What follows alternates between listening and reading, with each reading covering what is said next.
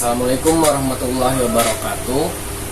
Perkenalkan, nama saya Sadik Ihsan dari kelas 3B dengan NIM 22101253 Saya di sini akan mengerjakan tugas UAS psikologi pembelajaran.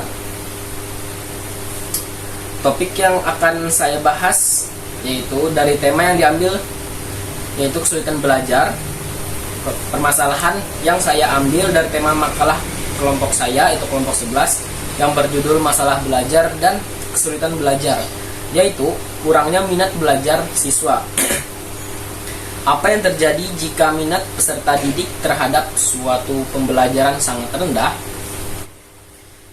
Manusia sebagai makhluk tidak akan pernah jauh dari yang namanya belajar.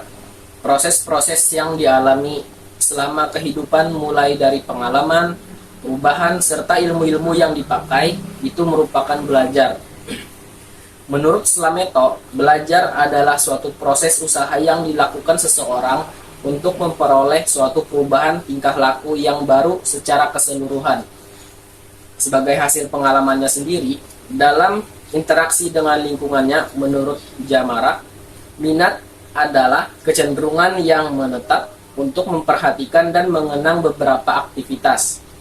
Seseorang yang berminat terhadap suatu aktivitas akan memperhatikan aktivitas itu secara konsisten dengan rasa senang.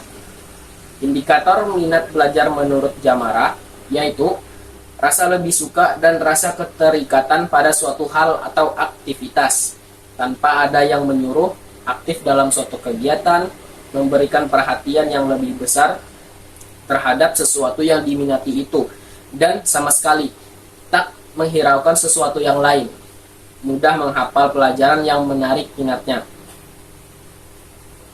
Jika minat peserta didik terhadap suatu pembelajaran sangat rendah, itu bisa memiliki dampak yang signifikan pada proses pembelajaran mereka. Beberapa hal yang mungkin terjadi: 1. Kurangnya motivasi. Rendahnya minat bisa mengakibatkan kurangnya motivasi untuk belajar. Mereka mungkin merasa tidak tertarik atau tidak melihat nilai dari materi pelajaran tersebut. 2. Kurang fokus.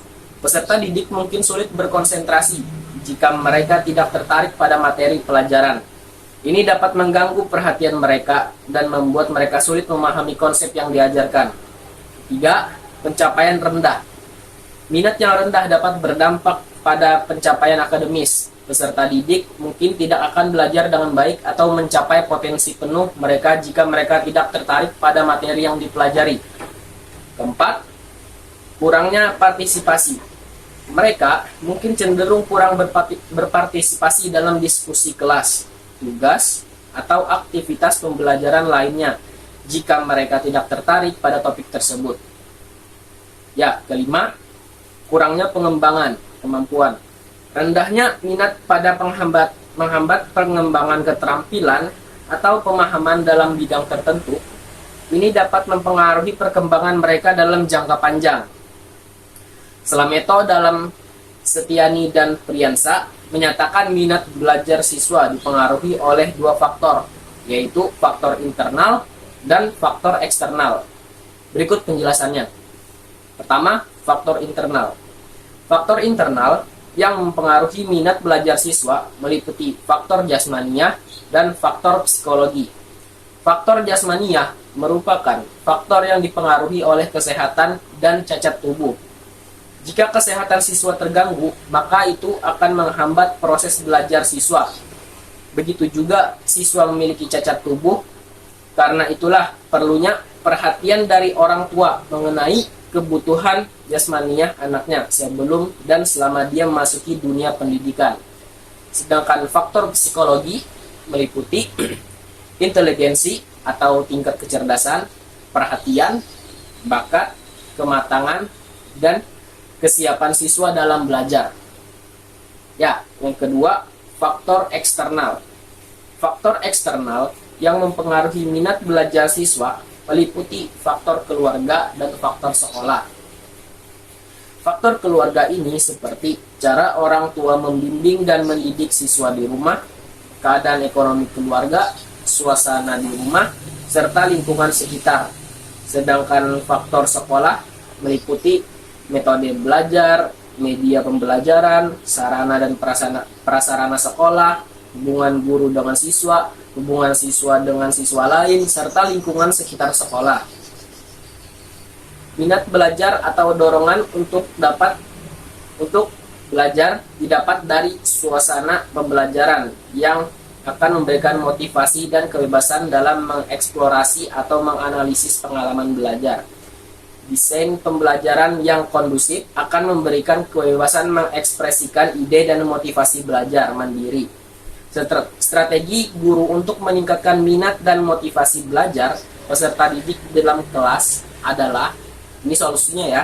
Pertama, berikan peserta didik untuk mengambil keputusan serta kontrol.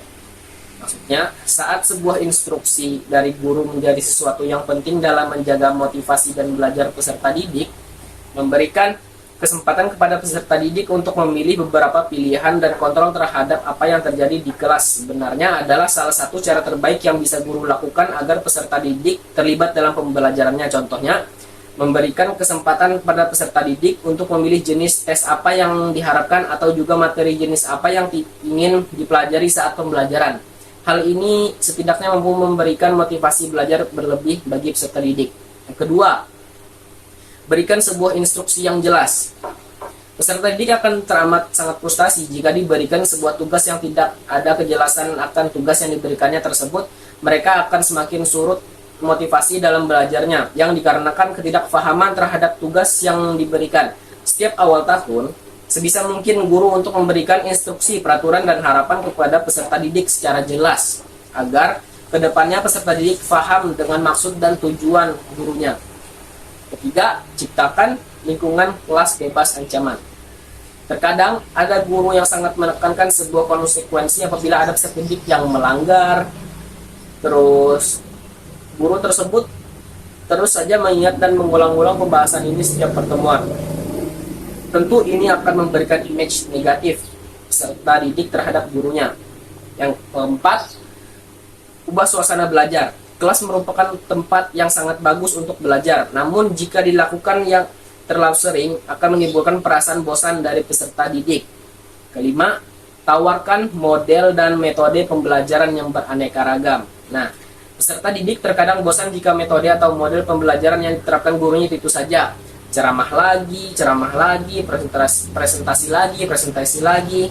Nah, oleh karena itu, sebisa mungkin guru dalam menerapkan model atau metode pembelajaran yang bervariasi. Ini akan mengurangi kejenuhan peserta didik saat pembelajaran bersama kita. Sekarang kita masuk ke bagian penutup. Mungkin ini beberapa motivasi atau saran dari saya. Terkadang kurangnya minat belajar dalam belajar bisa menjadi hal yang lumrah atau ya biasa aja. Tetapi itu bukan akhir dari segalanya. Ada banyak cara untuk menemukan kembali semangat belajar biar kita atau murid yang lain bisa semangat lagi. Misal pertama, temukan passion. Cari tahu apa yang membuat kita tertarik. Misalkan seni, menggambar, atau yang lainnya. Yang kedua, jelajahi beragam metode belajar. Cobalah berbagai cara belajar. Ada banyak cara untuk memahami suatu pelajaran, mulai dari video, diskusi, dan misal praktik langsung. Ketiga, tetapkan tujuan. Tentukan tujuan belajar yang jelas. Ketika kita memiliki tujuan yang jelas, itu bisa menjadi motivasi belajar motivasi besar untuk belajar ya. Keempat, cari inspirasi. Carilah cerita-cerita inspiratif tentang orang-orang yang berhasil dalam bidang yang kita minati. Kelima, jangan takut untuk bertanya. Jika ada hal yang tidak membuat kita mengerti, jangan ragu untuk bertanya. Pembelajaran adalah proses, dan bertanya adalah cara yang baik untuk memahami lebih dalam. Keenam, berikan ruang pada diri sendiri. Terkadang kita terlalu keras pada diri sendiri. Beri diri kita waktu untuk tumbuh dan berkembang. Belajar adalah perjalanan yang berkelanjutan. Ketujuh, cari dukungan. Bicaralah kepada orang tua, guru, atau teman dekat tentang apa yang sedang kita alami. Nah, mereka mungkin memiliki tips atau dukungan yang sangat berharga. Mungkin itu saja yang dapat saya sampaikan pada tugas kali ini. Kurang lebihnya saya mohon maaf. Izin pamit. Terima kasih. Assalamualaikum warahmatullahi wabarakatuh.